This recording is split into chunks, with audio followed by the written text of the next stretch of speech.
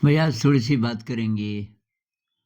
ये जो स्टिलनेस है, बहुत सारे लोग इसको प्राप्त करने की कोशिश करते हैं ध्यान में कि मन एकदम शांत हो जाए, कोई विचार ना आए, उसमें कोई तरंग ना पैदा हो विचार की। जैसे जी कृष्णमूर्ति जी की नोटबुक में बार बार आता है कि कुछ नहीं था, कोई थॉट नहीं था। लेकिन भाई उसको चीज करोगे ना तो उससे तो फिर तनाव पैदा होगा आपके अंदर। तो मेरी तो सलाह ये है कि उसको चेज़ मत करो। आप केवल शरीर की अवेयरनेस बढ़ाओ। शरीर की आप साँस से भी शुरू कर सकते हो। कुछ लोगों को साँस ही ज़्यादा सूट करता है। ये अवेयरनेस बढ़ाओ और इसके साथ अब मन को देखना शुरू करो कि उसमें क्या आ रहा है। मन में जो विचार आ रहे हैं उनका ओरिजिन क्या है? क्यों आ रहे हैं? जैसे थोड़ा-सा चिंता आई, भविष्य का कोई ख़्याल आया, तो वही मेरे अंदर इनसिक्योरिटी है। ये आपको पता चलेगा ना स्टडी करते रहोगे। अ, जितने भी मतलब विकार हैं, कहीं न कहीं तो होंगे। विकार तो अभी समाप्त हुए नहीं होंगे ना। तो उनको स्टडी करना है। मन में जो विचार चलते हैं अ हर एक विचार को अगर आप जानने लग गए, अलर्टनेस इतनी ज़्यादा है, तो आपको ये भी पता चलेगा कि इसका ओरिजिन क्या है। एक तो है कि ऑटोमैटिक है, ओरिजिन कुछ नहीं, वो आदत पड़ी हुई है मन को बड़बड़ाने की, तो कुछ ना कुछ ढूँढता रहता है, ये भी है। लेकिन बहुत बार उसके साथ कुछ जुड़ा भी होता है। कोई राग है, कोई द्वेष है। राग का मतलब कोई डिज़ायर, ये चाहिए, चाहिए से संबंधित अ, ये नहीं चाहिए, उससे संबंधित उसको द्वेष बोलते हैं। जैसे इनसिक्योरिटी की फीलिंग इत्यादि, इत्यादि। तो उसको स्टडी करना है। दूसरी बात कि स्टिलनेस बड़ी देर तक रह जाए तो उसको ज़रूरी नहीं कि आप पचा पाएँ। आपका शरीर कितना काबिल हो गया, आपका नर्वस सिस्टम इत्यादि, तो उम, उसी अनुपात में स्टिलनेस आए तो अच्छा है। तो ये जो विपस्सना मेडिटेशन है, ये इसीलिए शरीर के साथ काम करता है पहले। बुद्ध शरीर से शुरू करते हैं, कायानुपस्सना से, और शरीर जब इस काबिल हो जाता है, धीरे-धीरे स्टिलनेस अपने आप आती है और तभी आनी चाहिए। ऐसा भी कहते हैं कि कुछ लोग मरते समय एनलाइटेंड होते हैं। दूसरे तरीके से कहें तो वो जो स्टिलनेस है, वो अचानक इतना ज़्यादा हो गया कि शरीर पचा नहीं पाया और उनकी डेथ हो गई। तो अब डेथ हो गई, वो भी खराब बात नहीं है। लेकिन इसके पीछे नहीं पड़ना। पीछे पड़ने से क्या होगा? टेंशन होगा आपके अंदर कि यार मैंने इतनी कोशिश की और ये तो हो ही नहीं रहा, स्टिलनेस आ ही नहीं रही है। तो कृष्ण जी बोलते थे अब बहुत सारी बातें यार वो इनफॉर्मल बातचीत में बोलते थे, जिसका कोई रिकॉर्ड नहीं है। लोग मुझे पूछते हैं कौन सी किताब है? सारी सारी बातें किताब में थोड़ी होंगी। वो खाना खाते समय काफ़ी काफ़ी ऐसी डिस्कशंस, खाना तो बहुत कम खाते थे।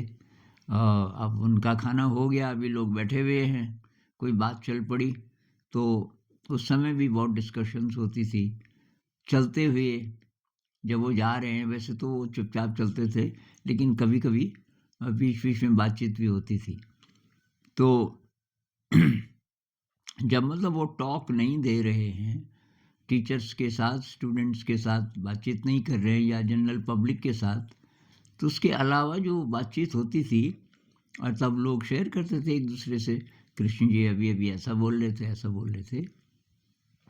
तो वो कहीं बोलते, हो सकता है किसी किताब में भी हो, कि भई ये 1 मिनट के लिए अगर आपका वाक़ई मन खाली हो जाए, कोई विचार नहीं, 1 मिनट के लिए, तो शायद आपका शरीर पता नहीं झेल पाएगा कि नहीं। क्योंकि आप शरीर में इतना ज़्यादा उसका जो असर है उसको महसूस करोगे, जैसे विपस्सना मेडिटेशन में होता है ना, वाइब्रेशंस बहुत ज़्यादा होने लगती हैं शरीर में, कभी-कभी पेनफुल भी। तो हो सकता है कि आप झेल ना पाएँ, 1 ही मिनट। अब किसी को 5 मिनट का हो जाए, एकदम सन्नाटा, तो मेरे ख्याल से बहुत सारे तो नहीं पचा पाएँगे। कुछ ना कुछ हो ही जाएगा उनको, मरेंगे नहीं भी तो अ, बहुत ज़्यादा हालत ख़राब हो सकती है। तो ये कोई ज़रूरी नहीं कि बहुत अच्छी बात है कि स्टिलनेस बहुत लंबे टाइम तक। हमें राग और द्वेष मुक्त होना है। मुझे ये बुद्धिज़्म की परिभाषा बहुत अच्छी लगी। एनलाइटनमेंट की परिभाषा ये है कि आप राग से और द्वेष से मुक्त हो गए। और इसलिए बुद्धिज़्म में अलग-अलग स्टेजेज़ वो कहते हैं कि पहली स्टेज है श्रोतापन्न। श्रोतापन्न का मतलब कि आपको पता चल गया मेरा रास्ता यही है। मैं ज़िंदगी में और कुछ भी करूँ बाहर की दुनिया में ये रोज़ी-रोटी कमाने के लिए इत्यादि, लेकिन मेरा जो असली उद्देश्य है, वो है कि मुझे शुद्ध होना है, एकदम राग से, द्वेष से, सभी कामनाओं से। ऐसा जब हो गया तो आप पहली स्टेज एनलाइटनमेंट के रास्ते पे आप चलने लगे। एनलाइटनमेंट तो बुद्धिज़्म में बोलते नहीं हैं, और टर्म्स हैं, पर मतलब आप रास्ते पे पक्का, मतलब आप डिगोगे नहीं, इतना आपको पता चल गया, तो श्रोतापन्न हो गए आप। अच्छा, उसके बाद फिर है दूसरी स्टेज, राग द्वेष आपका बहुत क्षीण हो गया, थोड़ा-थोड़ा बचा होगा, लेकिन ये काम वासना है अभी, काम वासना है अभी। तो फिर थोड़ा-सा आपकी स्टेज थोड़ा सुपीरियर हो गई, मतलब उसको बोलते हैं सकदागामी। फिर उससे अगली स्टेज है कि राग और द्वेष तो ज़ीरो हो गया। ना अटैचमेंट है किसी चीज़ से, मतलब समदृष्टि हो गई, जैसा है वैसा है। ज़िंदगी को आप एक्सेप्ट करने लग गए, दुःख है, सुख है, सब समता भाव से आप देख ले रहे हो हर स्थिति को। तो उसको बोलते हैं अ, हाँ, लेकिन थोड़ी-सी काम वासना शायद क्या पता बची हो, थोड़ी-सी, तो उसको बोलते हैं अनागामी। अनागामी। इन टर्म्स के और भी मीनिंग हैं, जिसमें अब ये होता है कि कितने जन्म लोगे आप दोबारा, कब तक, उस वो मैं अभी नहीं बोल रहा हूँ, कई लोग विश्वास भी नहीं करते पुनर्जन्म पे। लेकिन जो फाइनल स्टेज है, जिसको अरहंत बोलते हैं, उसका मतलब ना राग है, ना द्वेष है, ना कोई काम वासना है। काम वासना बिल्कुल खत्म हो गई, राग द्वेष खत्म हो गया, तो ऐसी स्थिति जिसकी होगी तो तब विचार भी नहीं आएगा। विचार इन्हीं चीज़ों के तो आते हैं। उसका ब्रेन एकदम से ऑर्डर्ड हो गया, और वो हर समय फिर वो उस अनंत के स्पर्श में रहेगा। तो अपने आप होगी प्रगति धीरे-धीरे। हमको कोशिश करनी चाहिए विकारों से मुक्त होने की। अभी विचार के पीछे ज़्यादा ना पड़ें, लेकिन विचारों को देखते रहना है दिन भर। दिन भर उसको, जिसको चित्तानुपස්සना, धम्मानुपස්සना बोलते हैं बुद्धिज़्म में, क्या चल रहा है अंदर, उसको जानना है, उसको रोकने की कोशिश नहीं करनी, उसको खराब भी नहीं मानना। अरे यार, मेरे अंदर तो वासना के विचार आ गए, तो मैं तो घटिया आदमी हूँ। नहीं, नहीं होंगे सब, सब इंसान हैं, अभी सारे बीज होंगे हर प्रकार के।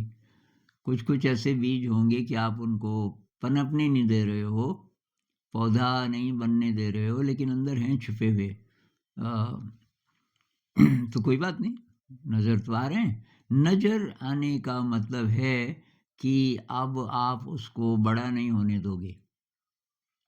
जैसे किसान है ना, तो खेत में फसल उग गई, अब वो बहुत ध्यान से देखता रहता है। बीच-बीच में कोई खरपतवार उसको दिख गया, दिख गया तो क्या होगा? वो उसको उखाड़ देगा। ऐसे ही हमको जब पता चल जाता है कि भई मेरे अंदर ये विकार है, तो उस पता चलने से ही उसकी जो स्ट्रेंथ है वो कम हो जाती है। तो वही मेरा तो ये मानना है कि ज़ोर होना चाहिए आपका विकारों से मुक्त होने में। तो उसका पता चलता है मन में क्या-क्या विचार चल रहे हैं, उससे और अपने व्यवहार से। क्योंकि बुद्ध कहते हैं ना, संघं शरणं गच्छामि, अकेले-अकेले नहीं। कभी-कभी अकेले भी कर लो, लेकिन ये जो लोक व्यवहार में, इंटरैक्शन में अपना बहुत पता चलता है। आप किस तरीके से बातचीत करते हो, कृष्ण जी कहते थे ना कि आप अपने मालिक के साथ क्या उसी अंदाज में बात करते हो जिस अंदाज में नौकर के साथ करते हो? अगर नहीं तो भेदभाव है ना। क्या आप अपने ड्राइवर को, मान लीजिए कि आप करोड़पति हैं, बहुत बड़े आदमी हैं दुनिया के हिसाब से, और कहीं गए, किसी जगह गए और दोस्त लोगों के साथ अब खाना खाना है होटल में और ड्राइवर को भी खाना है। क्या आप ड्राइवर को अपने साथ बिठाते हैं? इंट्रोड्यूस करते हैं? भाई ये ड्राइवर इतनी सेवा आपकी कर रहा है। नहीं, हम उसको अपनी बिरादरी का नहीं मानते, वो अलग टेबल पे बेचारा खाना खा रहा होता है, और बहुत बार उस होटल में भी नहीं, क्योंकि ज़्यादा महंगा होटल है, किसी दूसरी जगह। तो ऐसे समय में जांचना चाहिए अपने आप को कि भाई एक फिल्म थी ना सुजाता, तो उसमें एक बेटी तो उनकी अपनी होती है, एक कोई किसी गरीब आदमी की, मतलब वो मम्मी पापा उसके मर जाते हैं और वो बच्ची मरी जाती, पर कुछ लोग वहाँ ले आते हैं ऑफिसर के पास कि जी ये तो मर जाएगा बच्चा, इसको, बच्ची थी वो, अब उसको पाल देते हैं, अब वो बड़ी बन जाती है। तो उसके अब जो माता पिता ही हुई एक तरह से, तो पिताजी तो पूरी तरह एक्सेप्ट करते हैं, अपनी बेटी की तरह ट्रीट करते हैं, लेकिन वो जो मम्मी है वो कभी किसी को ये नहीं बोलती कि मेरी बेटी है, वो बोलती ये भी मेरी बेटी जैसी है, मतलब ये बता देती कि एक्चुअली ये मेरी बेटी नहीं है। तो ये जो हमारा व्यवहार है ना इससे पता चलता है कि हम ऊंच नीच में विश्वास करते हैं कि नहीं करते। आपने मान लीजिए खाना मंगाया कि होटल से, आजकल नहीं है स्विगी क्या क्या होता है, अब वो लाया खाना, और तो उससे आप किस तरीके से बात करते हो? आपने दरवाज़ा खोला, हाँ भैया ले आइए, ये सब ठीक ठाक है ना, कि प्यार से बात करते हो? बहुत ट्रैफिक था, तो मुश्किल आई होगी, कैसे आए तुम, मोटरसाइकिल में आए? तो ये जो है, ये प्रेम का टच, ये बहुत बड़ी चीज़ है। अखबार वाला आया साहब, अखबार वाला अखबार फेंक देता है, आप ऊपर की मंजिल में कहीं रहते हो, और तो अखबार वाला जब दिख जाए तो आप प्यार से बात करते हो उसके साथ। अखबार वाले के साथ, सब्जी वाले के साथ, जिन लोगों को समाज में थोड़ा घटिया समझा जाता है, आमतौर पे जो लोग घटिया समझते हैं, उनके साथ आपका व्यवहार कैसा है? मनुष्य और मनुष्य में एक्चुअली, बेसिकली, फंडामेंटली कोई फ़र्क है? अगर आप मानते हो कि है, तो आध्यात्मिक नहीं हो। उसी तरह धर्म की बात है। आपका बच्चा इस आपके धर्म का है, कोई दूसरा बच्चा किसी दूसरे धर्म का है, दोनों खेल रहे हैं, आप अपने बच्चे को बुला के बोलती हो, खबरदार उसके साथ नहीं खेलना। भाई क्यों? तो ये हम मेंटेन करते हैं। दुनिया में जितना भी डिसऑर्डर है, उसके लिए हम भी ज़िम्मेदार हैं, क्योंकि हम कहीं न कहीं पोषण दे रहे हैं उन विकृतियों को, और हम अपने व्यवहार से उन विकृतियों को ख़त्म भी कर सकते हैं अपने स्तर पे। अपने स्तर पे आपके अंदर समभाव आ गया, उसका बहुत व्यापक असर पड़ता है। तो ये मेरे ख़्याल से तो असली मेडिटेशन ये है कि आप बैठ के जितनी देर करते हो practice, very good. Walking meditation, हर समय सजग रहना, माइंडफुलनेस, वो अ, तो माइंडफुलनेस मतलब शरीर का आपको पता चल रहा है, सांस का पता चल रहा है। बैठ के भी हम पहले वही अभ्यास करते हैं। अब जो लोग चित्तानुपस्सना, धम्मानुपस्सना करते हैं, मतलब मन को भी देखते हैं, तो देखना है बस, देख के पहचानना है हर विचार को, तटस्थ होके, तटस्थ होके कि भाई अच्छा ये ऐसा है, ये ऐसा है, ये ऐसा है। तो वो ज़्यादा अच्छा है बजाय कि ये जो स्टिलनेस है। ये भी हो सकता है कि विकार अभी हैं और किसी मेथड से स्टिलनेस आ गई, मुझे लगता है वो बाधा डालेगा कभी न कभी, क्योंकि स्टिलनेस आने लग गई तो आपकी एनर्जी बहुत बढ़नी शुरू हो गई, लेकिन विकार हैं अभी। तो कहीं आप दुर्वासा ऋषि की तरह बन गए जो श्राप दे देते थे, या नचिकेता के पिताजी की तरह, उद्दालक की तरह। उसने भी बोला ना, मैं तुझे यमराज को दे दूंगा गुस्से में। गुस्से के साथ नहीं कर पाए काम। तो मेरे ख्याल से ये वही केसेस हैं जिन्होंने कुछ कुछ प्रकार की ऐसी साधनाएं हो सकती हैं कि स्टिलनेस आ जाएगी आपके अंदर, लेकिन विकार नहीं हुए दूर।